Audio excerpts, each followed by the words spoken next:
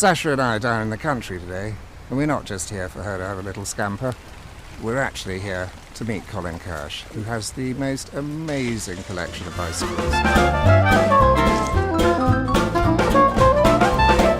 That's an unusual looking beast, Colin.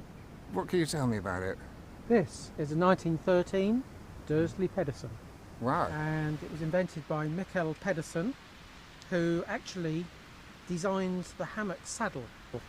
He decided that all the saddles were very uncomfortable, and he designed this hammock saddle, and then once he designed the saddle, he then had to design a bicycle to suit it. Really? That's a great way round. Now, very kindly you said we could go and have a look at some of the rest of your collection. Is that okay? Sounds great, let's go. Brilliant. Go on Okay. then.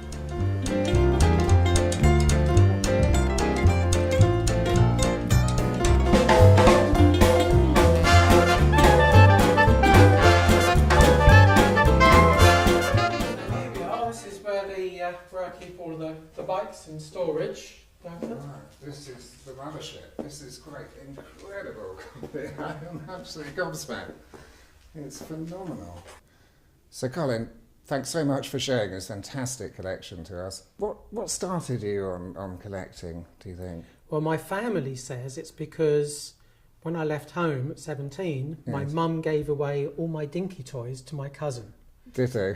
And And why bicycles specifically?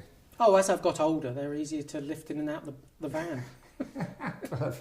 I mean, this presumably it costs money. I mean, how do you manage to A $1 finance million that? question, isn't it? I suppose the bicycle started as a hobby, and I've always bought and sold vintage cars and motorbikes. But now with the bicycles, they've really come into vogue.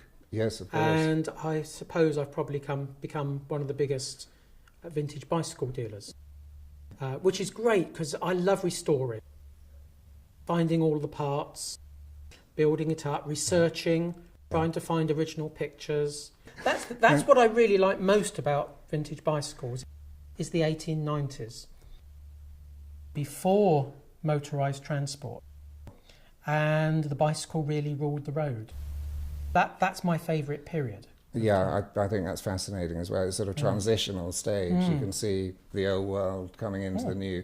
And we saw earlier one of your bikes that had wooden spokes and it really looked like a cartwheel. Yes, And it was. It was made by a company, the Elliott Hickory Company, who made carts, Wow. made cartwheels. And Yes. so when the bicycles came into fashion, they made a bicycle to show off their wheels.